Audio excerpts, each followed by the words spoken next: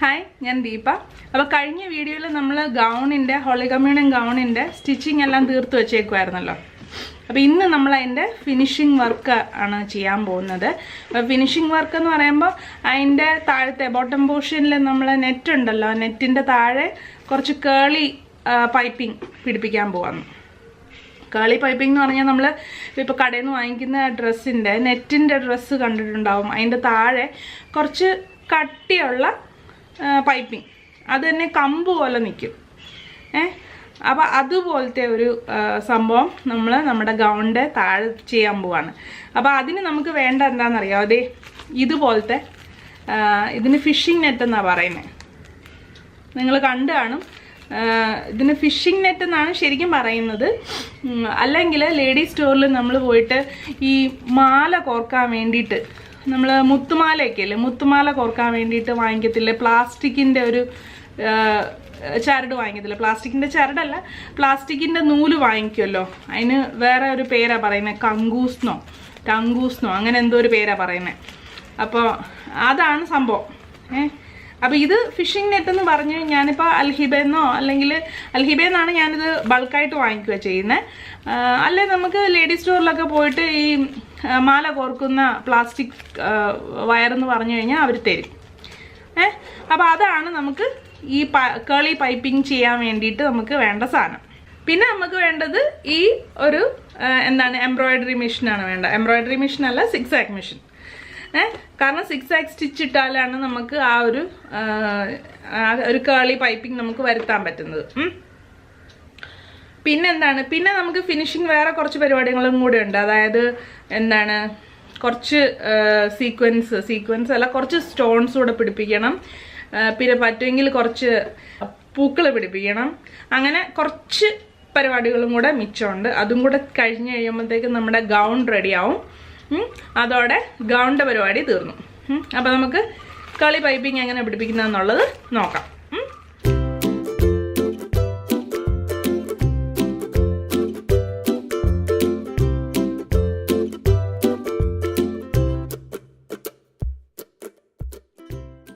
അപ്പോൾ കേളി പൈപ്പിങ്ങിന് വേണ്ടിയിട്ട് ആദ്യം ചെയ്യേണ്ടത് 6 ആക്ക് സ്റ്റിച്ച് സെലക്ട് ചെയ്യണം.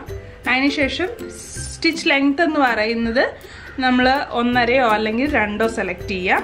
അതിനുശേഷം ഇത് കണ്ടോ, ഇത് ഈ ഭാഗം ഇപ്പോൾ വെച്ചേക്കുന്നത് ഇതിൻ്റെ അകവശമാണ്, അതായത് നെറ്റിൻ്റെ അകവശമാണ്. കണ്ടില്ലേ, തയ്യൽ വന്നേക്കുന്ന പോർഷനാണ്. അത് വെച്ചിട്ട് അതിലോട്ട് നമ്മുടെ ഈ വയർ അങ്ങോട്ട് ഇങ്ങനെ വെക്കണം. ഇതിൻ്റെ അകവശമാണിത്. അകവശത്തിലോട്ട് വയർ ഇങ്ങനെ വെച്ചേച്ച് ഇത് ഇങ്ങനെ മടക്കണം. എന്നേച്ച് ഇതിൽ കൂടെ നമ്മൾ ഇവിടെ ഒരു ലോക്ക് ഇട്ടേച്ച് നമുക്ക് വയറിലോട്ട് നമ്മുടെ സൂചി തട്ടാൻ പാടില്ല. തട്ടിക്കഴിഞ്ഞാൽ നൂല് പൊട്ടും. അപ്പോൾ അത് സൂക്ഷിച്ച് നമ്മൾ ഒരു സ്റ്റിച്ച് ഇട്ട് നോക്കണം. കണ്ടോ, അതിപ്പോൾ ഏത് കളറാണ് നൂല് വേണ്ടതെന്ന് വെച്ചാൽ ആ കളർ യൂസ് ചെയ്യാം. ഞാനിപ്പോൾ വൈറ്റ് തന്നെയാണ് യൂസ് ചെയ്യുന്നത്. ആദ്യം ഒന്ന് ബാക്കിലോട്ട് അടിച്ച് ഒന്ന് ലോക്ക് ചെയ്യുക. അത് കഴിഞ്ഞേച്ച് നമ്മൾ ഇങ്ങനെ വെച്ച് അങ്ങ് തയ്ച്ചു പോയാൽ മതി. കണ്ടോ, ഇത് ഇങ്ങനെ കേളിയായിട്ട് വരുന്നത് കണ്ടോ. അതുപോലെ ഇത് മൊത്തം അങ്ങ് തയ്ച്ചെടുക്കാം.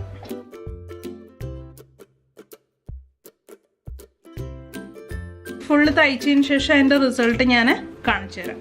ഇതാണ് നമ്മുടെ കേളി പൈപ്പിങ്ങിൻ്റെ ഫൈനൽ ഇതിപ്പോൾ ഞാൻ ഫുള്ള് 2 ലെയറും കേളി പൈപ്പിംഗ് ചെയ്തിട്ടുണ്ട്. കണ്ടോ, അപ്പോൾ ഇത് ഫുള്ള് ഇട്ട് വരുമ്പം ഈ അടിവശം അങ്ങനെ പ്ലെയിൻ ആയിട്ടിരിക്കാതെ കുറച്ചൊന്നിങ്ങനെ ചുരുണ്ടിരിക്കും.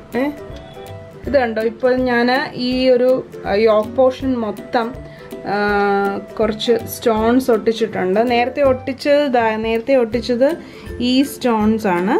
അതിലും കുറച്ചുകൂടെ ഒരു ഗ്ലിറ്ററി ആയിട്ടുള്ള സ്റ്റോൺസ് മേടിച്ചേച്ച് ബാക്കിയുള്ള ഭാഗത്തെല്ലാം ഞാൻ ഒട്ടിച്ചു വെച്ചിട്ടുണ്ട്.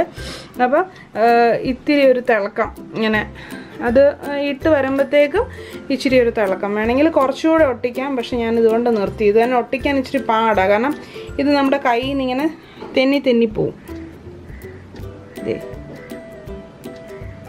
ഇതാണ് നമ്മുടെ സ്റ്റോണാണ് ഇത്. ഇപ്പം ഞാൻ കഴുത്തിൻ്റെ സൈഡിലൊക്കെ ഒട്ടിച്ചിട്ടുണ്ട്. കഴുത്തിൻ്റെ സൈഡിൽ ഞാൻ ആദ്യം വേറൊരു സ്റ്റോണാണ് ഒട്ടിച്ച് വെച്ച്, അത് ഒരു ഭംഗിയില്ലാഞ്ഞിട്ട് അത് ഞാൻ മാറ്റി വെച്ച് ഇപ്പോൾ ഞാനിത് വേറെ ഒട്ടിച്ച് വെക്കുക.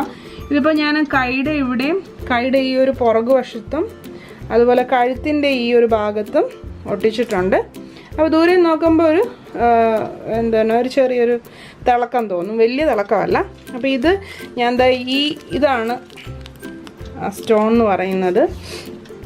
ഇതിപ്പോൾ ഞാൻ ഇവിടെ പാളയത്തു നിന്ന് വാങ്ങിച്ചാണ്. പാളയം കണ്ണമാറ മാർക്കറ്റിനകത്ത് നിന്ന് അകത്ത് കയറി ആദ്യത്തെ റൈറ്റിൽ തന്നെ ഒരു ഒരു ലേഡീസ് സ്റ്റോർ ഇരിപ്പുണ്ട്. അവിടെ ഇതുപോലത്തെ ടൈലറിങ്ങിന് പറ്റിയിട്ടുള്ള കുറേ സാധനങ്ങൾ അവിടെ ഉണ്ട്. ഇഷ്ടംപോലെ ഐറ്റംസ് ഉണ്ട്. അപ്പോൾ അവിടുന്ന് വാങ്ങിച്ചാണിത്. ഇതൊരു പാക്കറ്റിന് 10 രൂപ അല്ലെങ്കിൽ 20 രൂപ ആകത്തുള്ളൂ.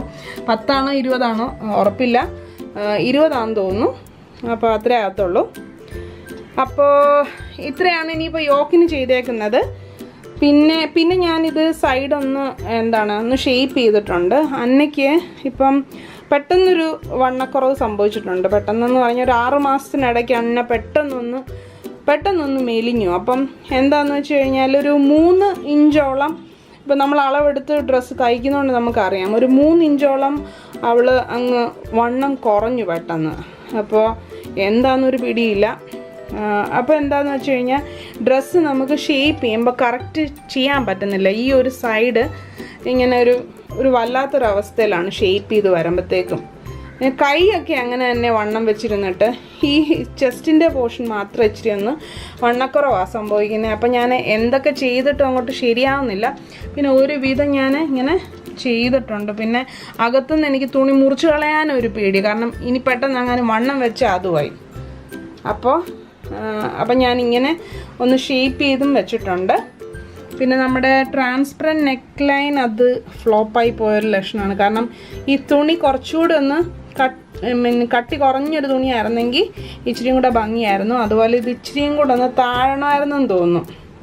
കണ്ടോ, ഇവിടുന്ന് തന്നെയാണേലും നമ്മൾ കുറച്ചുകൂടെ താത്തി എടുക്കണമായിരുന്നു. സാരമില്ല, അപ്പോൾ ഇതിൽ നിന്ന് പഠിക്കാമല്ലോ. അപ്പോൾ നിങ്ങൾക്ക് ഇതിൽ നിന്ന് പഠിക്കാമല്ലോ. അതായത് നമ്മൾ കുറച്ചും കൂടെ കട്ടി കുറഞ്ഞ തുണിയാണ് മുകളിൽ എടുക്കേണ്ടത്. ഇതിപ്പോൾ ഞാൻ എൻ്റെ കയ്യിലിരുന്നൊരു തുണി വെച്ച് ചെയ്തുകൊണ്ടാണ്. അപ്പോൾ നമ്മൾ എടുക്കുമ്പോൾ കുറച്ചുകൂടെ കട്ടി കുറഞ്ഞ തുണി എടുത്ത് കുറച്ചുകൂടെ ഭംഗിയായിരിക്കും. അല്ലെങ്കിൽ ഇവിടെ പ്ലെയിൻ നെറ്റ് യൂസ് ചെയ്യുക. പിന്നെ ഇവിടുന്ന് തന്നെയാണ് എടുക്കേണ്ടത്. ഇത് കറക്റ്റാണ്, ഇവിടെ നിന്നാണ് എടുക്കേണ്ടത്. പക്ഷെ നമ്മൾ എടുക്കുമ്പോൾ കുറച്ചുകൂടെ ഒന്ന് താത്തി എടുക്കണം, കണ്ടോ. അല്ലെങ്കിൽ ഈ ഒരു കഴുത്തിൻ്റെ ഇത് വരുമ്പോഴത്തേക്കും ഇവിടെ ഒന്നും അങ്ങോട്ട് ശരിയാവത്തില്ല. അപ്പം കുറച്ചുകൂടെ താത്തിയെടുക്കണം. അപ്പം നമ്മൾ ചെയ്ത് തെറ്റി പോയൊക്കെ തന്നെയല്ലേ പഠിക്കുന്നത്. അപ്പോൾ ശരി, ഇനി നമുക്ക് ഇവിടെ ഫുള്ള് പൂ വെക്കണമെന്നുള്ളതായിരുന്നു. പക്ഷെ അങ്ങനെ വെച്ചിട്ട് എനിക്ക് ഒത്തിരി ഒരു ഭംഗിയായിരിക്കും എന്ന് തോന്നുന്നില്ല. അതുകൊണ്ട് ഒറ്റ വലിയൊരു ഫ്ലവർ ഈ ഒരു പോർഷനിൽ വെക്കാമെന്ന് വിചാരിക്കുന്നു. അപ്പോൾ നമുക്കിനി ആ ഫ്ലവർ എങ്ങനെ ചെയ്യുന്നതെന്ന് നോക്കാം. അപ്പോൾ ഇനി നമുക്ക് പൂ തയ്ക്കാനായിട്ട് നമ്മൾ ഗൗണിന് വെട്ടിയതിൻ്റെ മിച്ചം വന്ന ഒരു സാറ്റിൻ്റെ തുണിയുടെ കഷ്ണമാണ് എടുത്തേക്കുന്നത്. കണ്ടോ, അതിനിപ്പോൾ പ്രത്യേകിച്ച് അളവൊന്നും എനിക്ക് പറയാനില്ല. അല്പം വലിയ ഒരു പൂവാണ് തയ്ക്കാൻ ഉദ്ദേശിക്കുന്നത്. അപ്പോൾ ഇതിപ്പോൾ ഒരു സ്ക്വയർ ഷേപ്പിലാണ് ഇരിക്കുന്നത്. അപ്പം ഞാനത് 2ആയിട്ട് മുറിക്കുവാണ് ആദ്യം. ഇത് തയ്ക്കുന്നതിന് മുമ്പ് എന്തെങ്കിലും ചുളു ഉണ്ടെങ്കിൽ അതൊന്ന് തേച്ചിട്ടെടുക്കുക. ഇനിയിപ്പോൾ എന്താ ചെയ്യാൻ പോകുന്നത്, ഇത് ഞാൻ രണ്ടും യോജിപ്പിച്ച് വെച്ച് ഒറ്റ ഒരു നീളത്തിൽ ആക്കാൻ പോവാണ്. നീളത്തിലാക്കിയതിന് ശേഷം ഇത് സാറ്റിൻ്റെ നല്ല വശമാണ്. ഈ നല്ല വശം ഇങ്ങനെ മടക്കി വെച്ച് ഇതങ്ങ് തയ്ച്ചങ്ങ് എടുക്കും. അതായത് ഒരു ഫുൾ ലെങ്ത്തിൽ എനിക്ക് കിട്ടണം. എന്നുവെച്ചാൽ അത് തിരിച്ചിട്ടിട്ട് ഞാൻ കൈ കൊണ്ട് ചുരുക്കി തയ്ച്ച് പൂവാക്കി എടുക്കും. അപ്പോൾ അതെങ്ങനെയാണ് ചെയ്യുന്നതെന്നുള്ളത് നമുക്ക് നോക്കാം.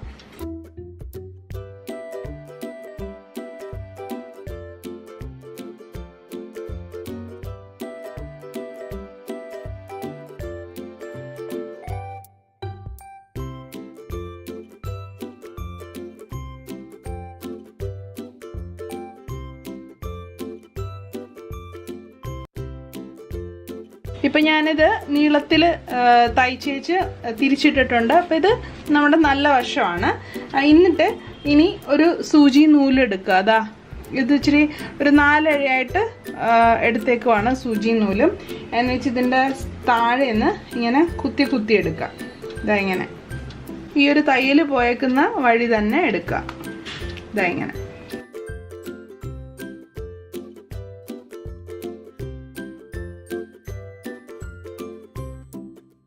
ഇതിപ്പോൾ നമ്മൾ കുത്തി എടുത്ത് ചുരുക്കിട്ട് കൊണ്ടുവന്നിട്ടുണ്ട്. ഇനി ഇത് ഇങ്ങനെ ഷേപ്പിൽ ആക്കി കഴിഞ്ഞാൽ നമുക്കൊരു പൂ പോലെ കിട്ടും. അതിൽ ഈ 2 ഭാഗം ഉണ്ടല്ലോ, ആ 2 ഭാഗം നമ്മുടെ പൂവിൻ്റെ പുറകുവശത്തേക്ക് പോകത്തക്ക രീതിയിലാക്കി വെച്ച് ബാക്കി ഭാഗം നമ്മളിതാ ഇങ്ങനെ വിടർത്തി ഇവിടെ ഒരു കുഴി മാതിരി ആക്കി വെച്ച് ഇത്രയും ഭാഗം ഇങ്ങനെ വിടർത്തി ഇങ്ങനെ കൊണ്ടുവരണം. ഈ ഒരു ബാക്ക് സൈഡ് നമ്മൾ പുറകോട്ട് കൊണ്ടുവന്നിട്ട് ബാക്കി ഭാഗം ഇങ്ങനെ ചുരുക്ക് ഇങ്ങനെ കൊണ്ടുവരിക.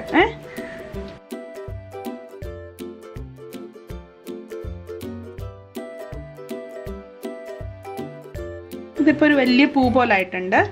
ഇനി ഈ ഒരു ഭാഗം നന്നായിട്ട് ഇതിങ്ങനെ ചുരുട്ടി വെച്ച് ഇതിൻ്റെ ഈ പുറകുവശം ഉണ്ടല്ലോ നന്നായിട്ടൊന്ന് നന്നായിട്ടൊന്ന് തയ്ച്ച് ഫിക്സ് ചെയ്യണം. അതായത് പിന്നീട് എപ്പോഴെങ്കിലും ഒന്ന് വലിച്ചു കഴിഞ്ഞാൽ അത് പോരുത്.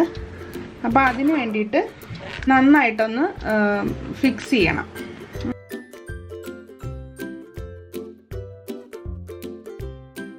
ബാക്ക് സൈഡ് കറക്റ്റ് ഫിക്സ് ആക്കിയിട്ടുണ്ട്, ഒരുവിധം ഫിക്സ് ആക്കിയിട്ടുണ്ട്. അങ്ങനെ ഇങ്ങനെ ഒന്നും ഇപ്പോൾ കുറേ കഴുകിയാലും ഒന്നും പോത്തൊന്നുമില്ല.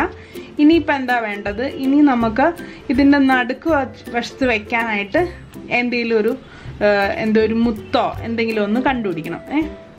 അപ്പോൾ എനിക്ക് കിട്ടിയത് ഇതുപോലത്തെ ഒരു മുത്തല്ല, ഒരു ബട്ടണാണ്, ഒരു ഷോ ബട്ടൺ. അപ്പം അതാണിപ്പോൾ ഞാൻ വെക്കുന്നത്. അല്ല വേറൊരു കളറും ഇപ്പം മാച്ചിങ് ആയിട്ട് എനിക്ക് കിട്ടിയില്ല. അപ്പോൾ അത് വെച്ച് അഡ്ജസ്റ്റ് ചെയ്യാം. അപ്പോൾ അത് വെച്ച് നമുക്കിവിടെ ഫിക്സ് ആക്കി എടുക്കാം. നമ്മൾ ഇതിൻ്റെ നടുക്കോട്ട് ഈ ഒരു ബട്ടൺ വെച്ച് പിടിപ്പിച്ചിട്ടുണ്ട്. ഇനി ഇത് നമുക്ക് ഡ്രസ്സിലോട്ട് തയ്ച്ചു പിടിപ്പിക്കാം. ഇതാണ് നമ്മുടെ ഫൈനൽ ഗൗണ്. കണ്ടോ, പൂവൊക്കെ തയ്ച്ചു പിടിപ്പിച്ചിട്ടുണ്ട്. പക്ഷെ പൂവില്ലാത്തതായിരുന്നു നല്ലതെന്ന് തോന്നുന്നു. അത് പിന്നീട് നോക്കാം. ഇതിപ്പോൾ പൂ തയ്ച്ചു, അതിൻ്റെ താഴെ കുറച്ച് സാറ്റിൻ റിബൺ തന്നെ ഒന്ന് സ്പൈറൽ പോലെ ഇട്ട് ഒന്ന് തയ്ച്ചു പിടിപ്പിച്ച് വെച്ചിട്ടുണ്ട്. പിന്നെ നമ്മുടെ താഴത്തെ കേളി പൈപ്പിംഗ് കണ്ടോ. ഇതെല്ലാം കൂടി ഇട്ടിട്ടുള്ളൊരു ഫോട്ടോഷൂട്ട് പോലെ ഞാൻ ചെയ്യുന്നുണ്ട്. അന്നയ്ക്ക് ചെയ്യുന്ന സമയത്ത് അന്നനെ ഇടിയിപ്പിച്ച് കാണിക്കാം. അപ്പോൾ ഗൗണ് എല്ലാവർക്കും ഇഷ്ടപ്പെട്ടെന്ന് കരുതുന്നു.